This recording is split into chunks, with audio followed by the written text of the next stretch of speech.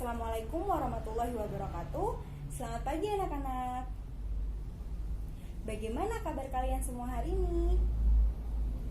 Alhamdulillah. Semoga kita semua selalu dalam lindungan Allah Subhanahu wa taala ya. Nah, minggu kemarin kita sudah belajar mengenai perkembangbiakan pada tumbuhan Angiospermae. Kalian ada yang tahu nggak? Atau ada yang ingat nggak apa sih tumbuhan Angiospermae itu? Benar sekali, tumbuhan Angiospermae merupakan tumbuhan dengan biji tertutup. Nah, hari ini kita akan belajar mengenai perkembangbiakan pada tumbuhan Gymnospermae, tumbuhan Pteridophyta, dan juga tumbuhan Bryophyta. Nah, anak-anak tahu nggak apa yang dimaksud dengan tumbuhan Gymnospermae? Benar sekali, tumbuhan Gymnospermae merupakan tumbuhan dengan biji terbuka atau biji tidak tertutup. Nah, lalu bagaimana sih perkembangbiakan pada tumbuhan Gymnospermae? Apakah sama dengan tumbuhan Angiospermae? Pastinya berbeda ya. Nah, tumbuhan Gymnospermae memiliki strobilus atau runjun pada perkembangbiakan generatifnya. Nah, pada tumbuhan pinus dan juga tumbuhan melinjo terdapat dua jenis strobilus, yaitu yang pertama strobilus jantan dan yang kedua strobilus betina.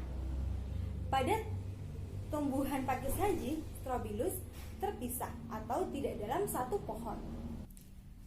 Nah, pada strobilus jantan terdapat mikrosporangia atau ruang-ruang spora.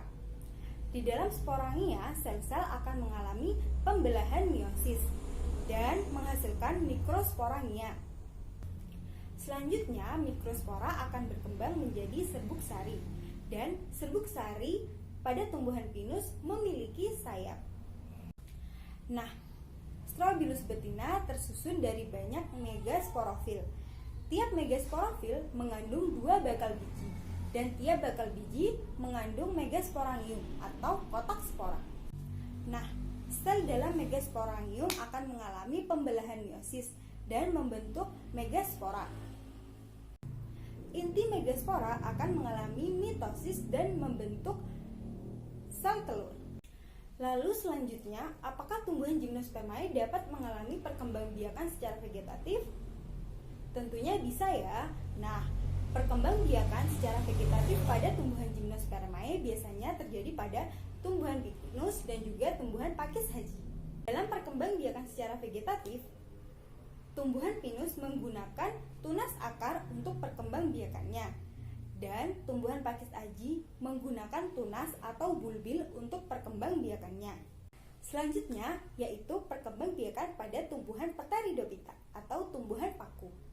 Nah, adik-adik, ada yang pernah tahu nggak tumbuhan paku itu punya bunga nggak sih?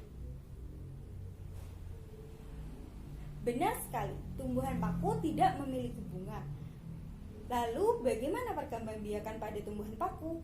Nah, tumbuhan paku menggunakan spora untuk perkembangbiakannya. Teman-teman ada yang tahu nggak di mana sih letak spora pada tumbuhan paku? Benar sekali, spora pada tumbuhan paku terletak di bawah daun tumbuhan itu sendiri. Lah, tumbuhan paku dapat berkembang biak secara vegetatif dan juga generatif.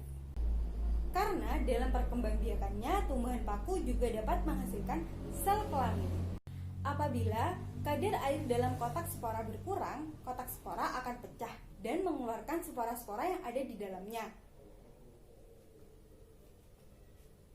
Spora akan tersebar dan tumbuh menjadi protalium jika lingkungannya cocok untuk tumbuh atau sesuai dengan pertumbuhannya.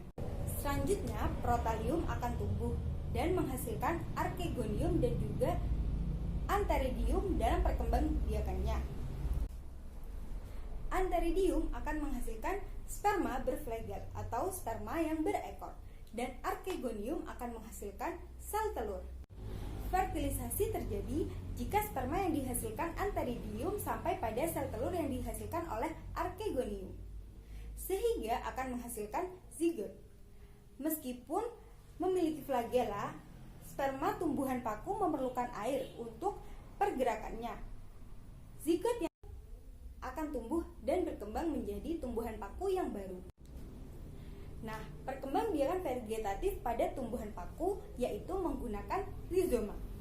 Rizoma akan tumbuh dan membentuk koloni tumbuhan paku yang baru. Teman-teman, ada yang ingat nggak apa sih rizoma itu?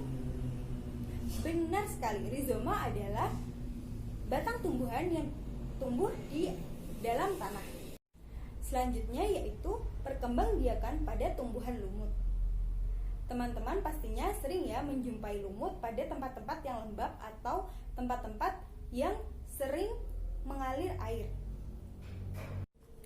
Nah, tumbuhan lumut yang kita jumpai biasanya berada dalam tahap yang dapat menghasilkan sel kelamin.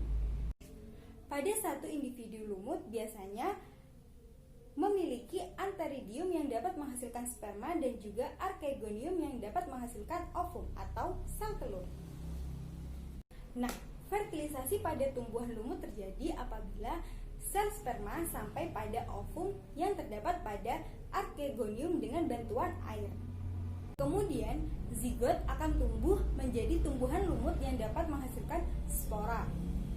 Nah, selanjutnya apabila zigot yang dihasilkan jatuh pada tempat yang sesuai untuk pertumbuhannya, maka zigot tersebut akan tumbuh menjadi protonema. Selanjutnya, protonema tumbuh menjadi tumbuhan lumut yang menghasilkan sel kelamin. Lumut juga dapat mengalami perkembangbiakan vegetatif melalui kuncup atau gamai. Dan lumut juga dapat mengalami fragmentasi. Fragmentasi terjadi apabila tumbuhan lumut melepaskan sebagian tubuhnya untuk menjadi individu baru. Meskipun pada habitatnya lumut tumbuh pada tempat yang lembab, namun banyak juga jenis lumut yang dapat bertahan hidup di tempat yang kering cukup lama loh. Nah, adik-adik, apakah ada yang dibingungkan atau ada yang ingin ditanyakan? Sekian pembelajaran hari ini, semoga bermanfaat. Nah, anak-anak, selama masa pandemi ini diharapkan jangan ada yang keluar rumah ya, karena ini bukan merupakan hari libur, melainkan belajar dari rumah. Apabila memang ada keperluan yang mepet dan mengharuskan kita untuk keluar rumah, diharapkan anak-anak selalu menggunakan masker, jaga jarak dengan orang lain, selalu cuci tangan atau gunakan hand sanitizer. Apabila diperlukan, silahkan menggunakan pelindung wajah. Nah, karena dari kalian sudah paham semua, Ibu akhiri ya pelajaran hari ini. Terima kasih atas perhatiannya. Wassalamualaikum warahmatullahi wabarakatuh.